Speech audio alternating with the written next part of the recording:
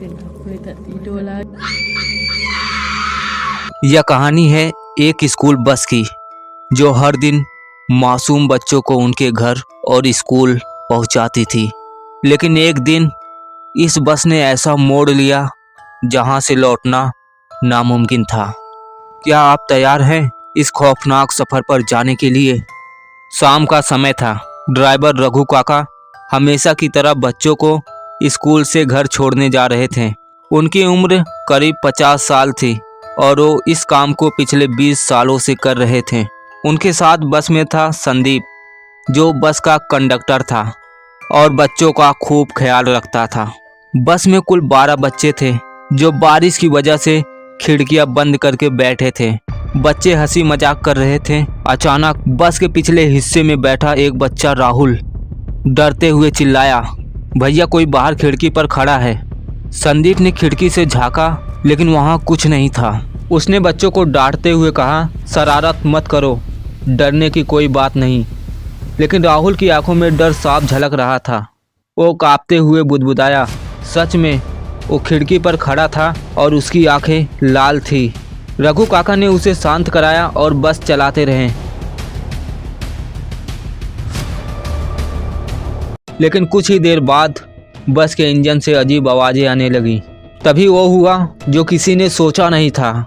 बस की रफ्तार धीमी पड़ने लगी और बारिश के बीच वो सुनसान जंगल में रुक गई। आसमान से बिजली चमकी और चारों तरफ अंधेरा फैल गया।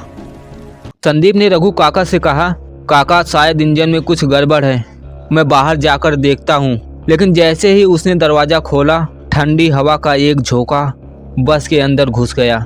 बच्चों ने एक साथ चीख मारी, दरवाज़ा बंद करो। संदीप ने बाहर देखा, चारों तरफ घना जंगल और बारिश की तेज आवाज़ें थी। लेकिन तभी उसे बस के पास खड़ी एक परछाई दिखी। वो परछाई धीरे धीरे बस की तरफ बढ़ने लगी। संदीप ने हड़बड़ी में दरवाज़ा बंद किया और अंदर आकर कांपते हुए बोला, काका यहाँ कुछ ठीक नहीं लग रहा। मैंने किसी को बस के पास चलते हुए देखा। बच्चे घबराकर एक दूसरे से चिपक गए। रघु काका ने सोचा कि शायद यह उनकी नज़र का धोखा है। उन्होंने इंजन चालू करने की कोशिश की लेकिन बस स्टार्ट नहीं हुआ। तभी बस के अंदर अचानक ठंडी हवा फैल गई। बस की लाइटें बार बार झपकने लगी और फिर पीछे बैठी छोटी बच्ची पायल रोते हुए बोली, मुझे डर लग रहा है, कोई मेरे बाल खींच रहा है। सभी ने पीछे मुड़कर देखा लेकिन वहाँ कोई नहीं था। लेकिन जो हो रहा था वो सिर्फ एक शुरुआत थी। इस बस में कुछ ऐसा था जो इंसान नहीं था। रघु काका ने संदीप से कहा, जाकर बच्चों को शांत कराओ, मैं इंजन चेक करता हूँ। जैसे ही संदीप बच्चों के पास गया, उसे बस की छत से किसी के कदमों की आवाज़ सुनाई दी। संदीप ने चिल्लाकर कहा, काका ऊपर कोई चल रहा है। रघु काका बाहर निकले और छत पर देखने की कोशिश की लेकिन छत पर कोई नहीं था।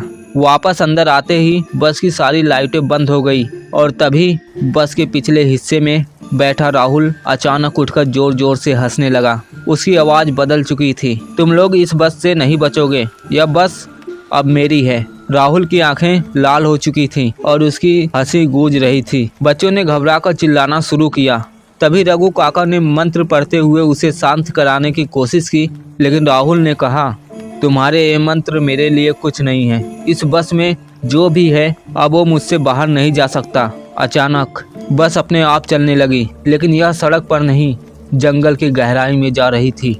रघु काका और संदीप ने मिलकर बस रोकने की कोशिश की लेकिन ब्रेक काम नहीं कर रहे थे। बस एक सुनसान झील के पास जाकर रुक गई। सभी बच्चे और रघु काका डर के मारे कांप रहे थे। राहुल शांत हो गया और बेहोश होकर गिर पड़ा। तभी झील के पास से एक महिला की भयानक हंसी सुनाई दी। उसकी आवाज़ गूंजती थी, तुम लोग बच गए लेकिन अगली बार कोई नहीं बचेगा। बस स्टार्ट हुई और रघु काका ने बच्चों को वहां से सुरक्षित बाहर निकाला। लेकिन जब उन्होंने पीछे मुड़कर देखा तो बस गायब हो चुकी थी। क्या यह वाकई एक भूत था या उस जगह की कोई पुरानी आत्मा जो आज भी भटक रही है? बच्चों ने और रघु काका ने पुलिस को इस घटना की जानकारी दी, लेकिन उस बस का कभी पता नहीं चला। उस रात के बाद उस जंगल के पास जाने की किसी की हिम्मत नहीं हुई। तो दोस्तों, क्या आप इस भूतिया बस की सच्चाई जानना चाहते हैं, या यह कहानी यहीं खत्म हो जाती है? अगली बार इस रहस्य के और भी डरावने पहलुओं को जानने के लिए जुड़े रहिए।